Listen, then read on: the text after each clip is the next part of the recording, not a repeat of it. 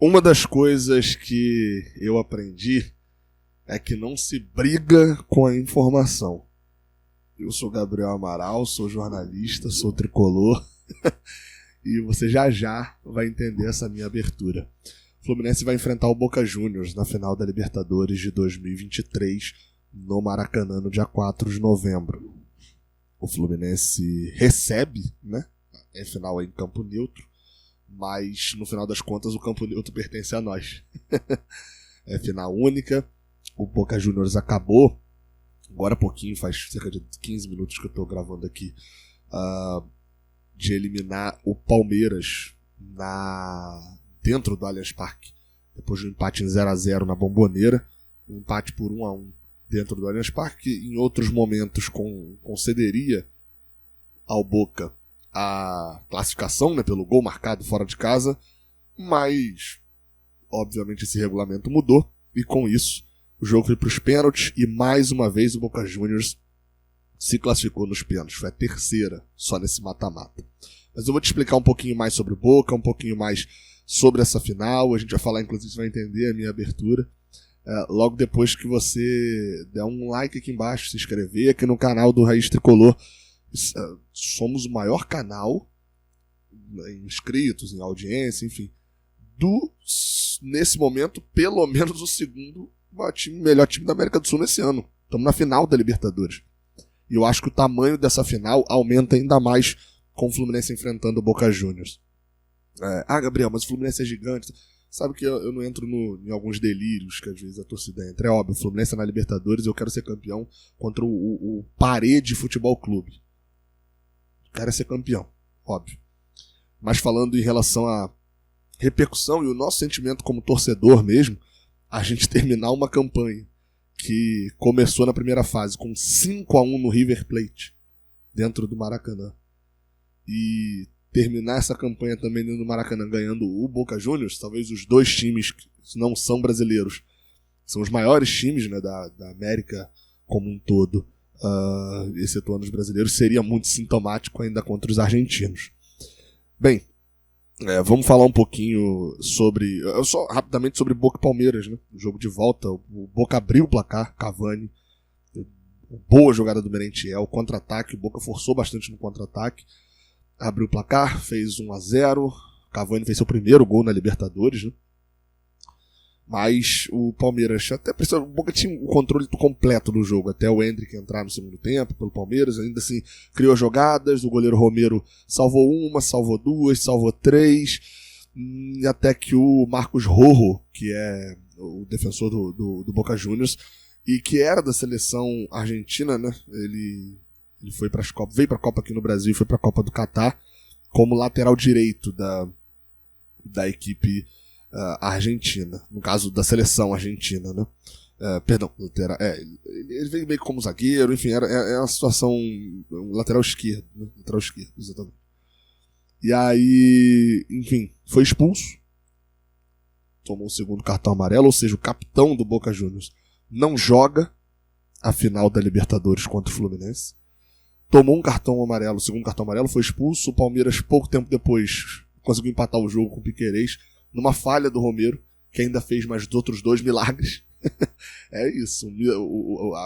Falhou no gol, salvou no outro momento. E aí, com esse empate, o jogo foi para os pênaltis e mais uma vez o Romero salvou. E por que mais uma vez? Porque o Boca Juniors simplesmente não ganhou nenhum jogo nesse mata-mata da Libertadores 2023. A gente vai ter um mês aí para poder dissecar o Boca Juniors, mas o Boca avançou na fase de grupos num grupo relativamente fácil, né? Um grupo em que o Deportivo Pereira passou com 8 pontos, mas tinha ainda o Colo-Colo como o time ali que era favorito para classificar, né? Também junto com o Boca, acabou eliminado pelo Deportivo Pereira, e o Monagas lá da Venezuela. O Boca desde cedo passando com um futebol bem pobre, tanto que foi o pior ataque entre os líderes, né, de grupo. O Boca passou na liderança, passou com a 4ª melhor campanha, mas foi o pior ataque, só com 9 gols, mas com a melhor defesa, com 2 gols. E nas oitavas provou isso, empatando 0x0 com o Nacional no Uruguai, 2x2 em casa, e ganhando nos pênaltis com o Romero pegando... Quando eu falar Romero pegando, entenda-se o adversário perdendo, tá? O adversário pegando 2. O adversário perdendo 2. Aí nas quartas de final empatou os 2, em casa e fora com o Racing por 0x0. De novo, o Racing perdeu 2. Na semifinal, empatou 0x0 de novo em casa. Olha só que coisa. E empatou 1x1 com o Palmeiras no Allianz Parque. Empatou todos os 6 jogos. Isso é a primeira vez que isso acontece. E novamente o adversário perdeu 2. Ou seja, uma conclusão é: o Boca, o empate favorece muito ao time chinês, porque o Romero tá mandando ver nos pênaltis, né? Foi muito bem em 3 das 4 cobranças do Palmeiras. Pelo lado do Boca, Cavani perdeu pênalti, apesar do gol, não dá pra poder ficar aqui falando nada em relação ao Cavani, porque ele perde. O primeiro pênalti o Everton defende. Mas dá pra gente olhar pro tamanho desse time chamado Boca Juniors e, enfim, o Boca chega pra sua... Enquanto o Fluminense chega pra sua segunda, né? Tem um vice-campeonato. O Boca tem 6 títulos e tá chegando pra sua 12ª final. Existe uma busca gigantesca do Boca por conquistar a 7ª taça e empatar com o Independiente, que hoje é o argentino, né? E hoje é o maior campeão da Libertadores com 7 taças. O Boca tem 6, foi campeão em 77, 78, 2000, 2001, 2003 e 2007. Perdeu a final de 2012 e a final de 2018 pro River Plate, seu maior rival. No caso de 2018, de 2012 foi pro Corinthians. Ou seja, a 12ª final. Meu amigo, eu falo isso tranquilamente. A gente está enfrentando o maior time das Américas. Pode botar aí América do Sul, mas pode botar o México, os Estados Unidos, tudo. É o maior time. A gente, acho que ninguém tem muita dúvida disso. O Boca é isso. Mas para nossa sorte o jogo é aqui. O jogo é aqui. Óbvio, vão vir muitos argentinos, eu não tenho dúvida nenhuma disso. Mas do nosso lado aqui, meu amigo, tem muito tricolor. Tem muito tricolor falando que chegou a hora. Fluminense e Boca, não dá pra gente ficar falando uma história gigante, mas tem uma história, existe uma história entre Fluminense e Boca. O Boca nunca tinha sido eliminado da Libertadores, ou melhor, não era eliminado da Libertadores por um time brasileiro desde a época do Santos de Pelé, na década de 60. Ficou quase 40 anos sem ser eliminado, até que em 2008 um tal de Fluminense jogou lá, o Boca estava punido, jogou no Cilindro, não jogou na Bomboneira, empatou e veio aqui no Maracanã para eliminar o Boca Juniors. Depois que o Fluminense fez, outros times já fizeram, né? Mas o Fluminense eliminou em 2008. Em 2012, o Fluminense entrou para um seleto grupo de times que ganharam na Bomboneira. Se eu não me engano, o brasileiro nenhum ganhava na Bomboneira desde o Paysandu, na Copa dos Campeões. O Fluminense na Libertadores foi lá, na Copa dos Campeões, na Libertadores, né? Foi lá em 2012 e ganhou na Bomboneira. Perdeu depois no Engenhão e nas quartas de final se enfrentaram mais uma vez, com o Fluminense perdendo lá num jogo muito contestável de arbitragem. O Fluminense ficou com a menos, perdeu por 1x0. E aqui no Maracanã estava levando o jogo para os pênaltis, tomou um gol bobo no final. Ou seja, com isso, o confronto está 100% empatado com esses 6 jogos. E agora tem uma final frente a frente. Ou seja, existe uma história entre o Fluminense e o Boca Juniors que agora decidem essa Taça Libertadores. Bem, a gente vai falar de outros assuntos, tá? Ingresso e etc, etc, etc. Mas eu queria botar nesse momento aqui para rodar um vídeo que é a explicação da minha abertura, né? Da brincadeira que eu fiz na abertura. E vocês vão entender o porquê que eu falei que, infelizmente, não dá para brigar com a informação.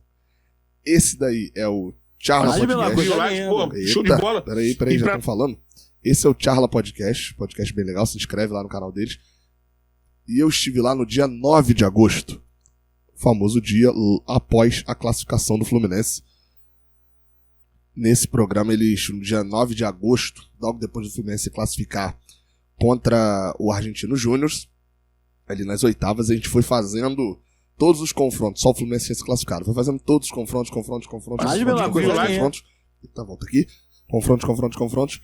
E bem, vou deixar vocês assistirem. Nacional e Boca. Atlético Nacional e Boca seria... A semifinal é Boca e Palmeiras. Palmeiras. E quem na final com Fusão? Aí vão relembrar 2008, né? Vai Fluminense Boca mesmo no Maracanã. Vai ser Fluminense Eu Boca. lembro, o ataque do Boca, se eu não me engano, era Palermo e Palácio. Palácio e Palermo. Em 2008. Com Riquelme no meio. Não é agora, Riquelme e não. Dátolo no meio. O Dátolo Atlético E depois Mineiro, Galo. E aí temos um Boca Juniors que vai poder jogar com o Cavani, né? Daqui a pouco, né? Mas aí a gente tem Cano, né? Quem é Cavani perto de Germancano? Quantos gols na Libertadores Cavani já fez? E aí, Gabriel?